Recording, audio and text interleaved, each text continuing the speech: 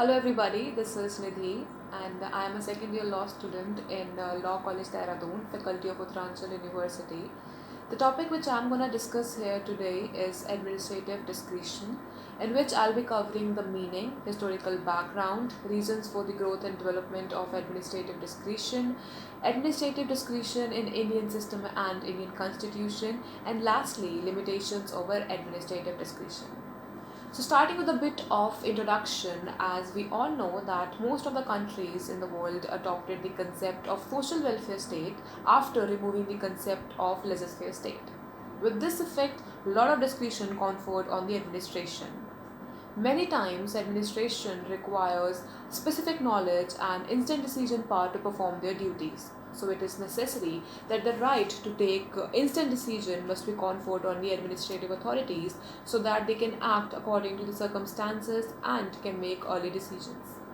One must keep in mind that a country cannot fulfill the goal of social welfare state without giving or without granting discretionary powers to the administrative authorities. Inclusive growth and discretion both are mandatory for a country to achieve the goal of social welfare state. So, as I stated, that administrative discretion is important, it is mandatory, it is the need of the era, then what is the meaning of administrative discretion? Administrative discretion denotes two words, administrative and discretion. To understand its meaning, one must be very clear with the meaning of individual discretion and administrative discretion. So, starting with the meaning of discretion, it means decision power. It means the power to act according to our mind and wisdom. For example, every person has a right regarding his property. He has a right to donate, sell, or transfer it. It is his discretion. If he wants his property to go for the heredities, he can write a will. If he does not want his property to go for the heredities, he can sell it. No one can interfere in his discretion. This is known as individual discretion. Individual discretion is different from administrative discretion. In individual discretion, there are no restrictions, while administrative discretion means discretion which is provided to the administration in their functions, which means discretion within the given options. The administrative authorities cannot act as individual or according to their personal interest. They have to take decisions according to the limits prescribed by the legislation. They cannot take any decision according to their own will and personal interests. Even courts also exercise discretionary powers, which is known as judicial discretion. Judicial discretion is the power of the judiciary to make some legal decisions according to their discretion. Discretion is inevitable both in civil and criminal proceedings, as it is impossible to foresee the eventualities in judiciary.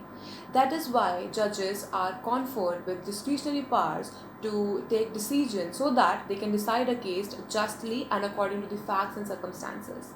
It is for this very reason that we generally find words like as the court may deem fit, as the court thinks reasonable, as the court otherwise directs, or other similar expressions which confer discretionary powers on the court.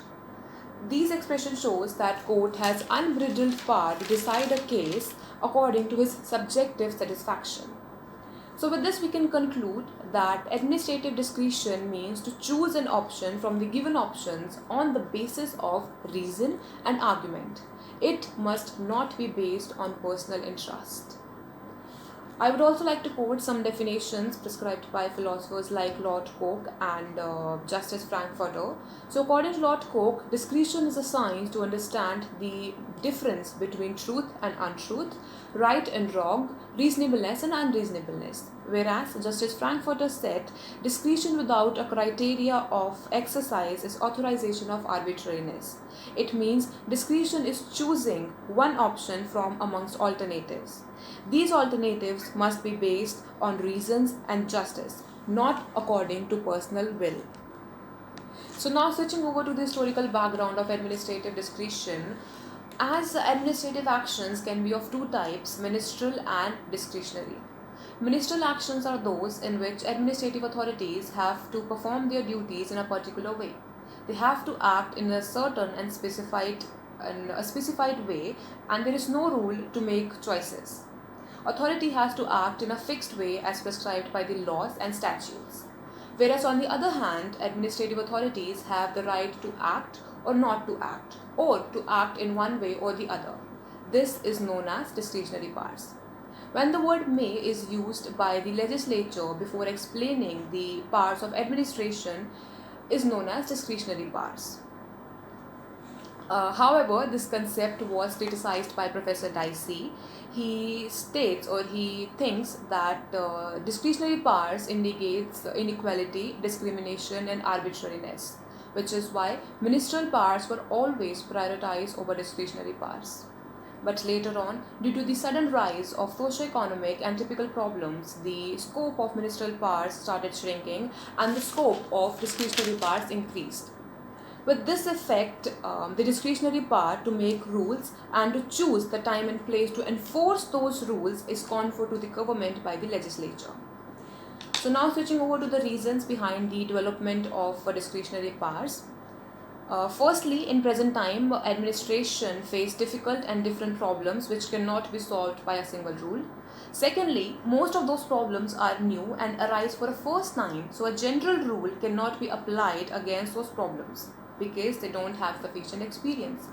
Thirdly, every problem is based on a different circumstance. If we will apply same rule to all the problems, it can cause injustice. Now, administrative discretion in Indian system and Indian constitution. So as we all are very well aware of the fact that India has adopted the concept of social welfare state as well, and after adopting this concept, the government started working for the welfare of the people and started participating and interfering in their personal interest and facilities. So the government imposed all the burden of responsibilities on the administration. But without discretionary powers, this was not possible because no modern government can function without granting discretionary powers to the administrative authorities. Whether an action is required or not depends upon the happening of certain events and certain circumstances which cannot be anticipated. They are to be determined from time to time, and the administrator have to respond according to the powers given to him. For example, such certain situations may arise, like what is to be done when the riots break out, what is to be done if an essential commodity becomes scarce and goes out of market. Some actions depend upon the assessment of the situation by administrative authorities. Expressions such as if he is of the opinion, or if he is satisfied of, or if he has reasonable grounds to believe, vest in the authority to act on framing an opinion or being satisfied. There are several provisions in Indian constitution as well which refer to discretionary powers. For example, the President of India is the supreme head of the executive. He exercises discretionary powers by imposing national emergency if he is satisfied that any condition has been arisen under Article 352. It is very well clearly mentioned in the article that if he is satisfied. This clearly executes his discretionary powers. Also, he has the power to enact and enforce ordinance. He has the power to dissolve the Lok Sabha, where when no party is in the majority. He has the power to grant pardon and remission to the persons convicted of offences by the court of law under Article 72. Even the governor also has pardoning powers under Article 161. The president can also declare presidential rule in a state under Article 356. All these powers denotes the discretionary powers of the president. Even the Indian courts also exercise discretionary powers while punishing an offender. For example, where it is mentioned that imprisonment or fine or both, they can convict with any sanction. So lastly, talking about the limitations over administrative discretion. Yes, discretionary powers are also under some restrictions. They are not arbitrary in nature. Power corrupts and absolute power corrupts absolutely. So discretionary powers are also not absolute. The courts have the right to control them under some restrictions, which are: discretion must be used by respective authorities, which was authorized for it and with similar motive. Delegates cannot delegate their power to other person, which means subdelegation is unconstitutional. It must be used for public welfare. It must not be ultra virus. If any procedure is given, it must be followed. And if a procedure is not given, then a reasonable process must be followed. Discretion must be used in respect of relevant consideration. And discretion must be revoked on the ground of malafide intentions. So all these restrictions states that courts that discretionary powers are controlled by the court. So with this, I would like to end the topic. Thank you so much. Hope you all liked it.